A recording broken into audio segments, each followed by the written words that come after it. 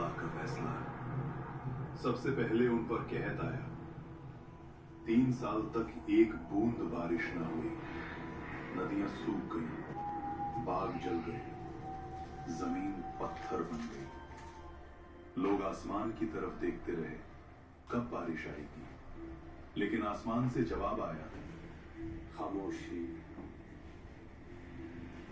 पहले साल उन्होंने कहा, ये तो मामूली सा मसला है, हम ताकतवर लोग हैं। दूसरे साल प्यास ने उनकी जुबानें सुखा दी, खाली मटके दीवारों से टकराते, जानवर प्यास की वजह से गिरने लगे। तीसरे साल आग की जमीन से वो हंसी, वो फक्र, वो आवाज ही गुम हो गई जो कभी आसमान को टकराने का दावा करती थी। और जब लोग हूद अलैहिस्सलाम के पास आए तो वो उन्हें देखकर रोए नहीं, बस इतना कहा, अब अजाब का वक्त करीब है। फिर एक दिन 3 बादल नजर आए, एक लाल, एक सफेद और एक स्याह। आसमान से फरिश्ता पुकारा, ऐ कौम आद, इनमें से एक बादल चुनो। सरबराहों ने हंसकर कहा, काला बादल, उसमें पानी है, रहमत है। मगर उन्हें क्या पता, उस बादल में रहमत नहीं, कहर छुपा था। आसमान स्याह हो गया, हवा ठंडी हुई, लोग नाचने लगने, चिल्लाने लगने। देखो, बारिश आ गई। लेकिन वो पानी नहीं था, अजाब का तूफान था। पहला झोंका आया, धूल और पत्थर उड़ गए।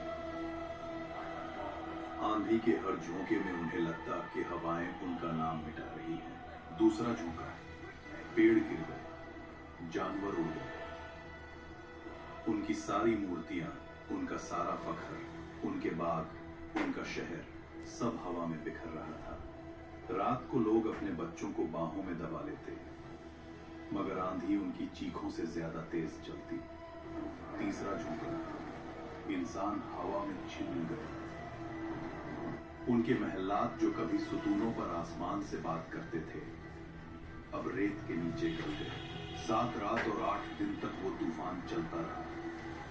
आसमान गरजता रहा, जमीन कांपती रही। उनके महल, उनकी शान, सब मिट्टी में मिल गई। अल्लाह ने कहा, और आद को तबाह किया गया सख्त गरजदार आंधी से, जो 7 रात और 8 दिन तक उन पर मुसलसल चली। और जब हवा रुकी तो सिर्फ सन्नाटा था, रह गया सिर्फ रेत का समंदर और गिरे हुए तने, जैसे खजूर के खोखले तने।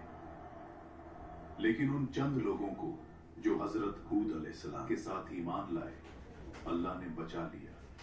उन्हें पहाड़ों के एक गार में पनाह दी गई और हजरत हूद अलैहिस्सलाम ने कहा, ऐ मेरे रब, तू सबसे ज्यादा रहम करने वाला है, हमें उन रास्तों पर कायम रख जो तेरी तरफ ले जाते हैं।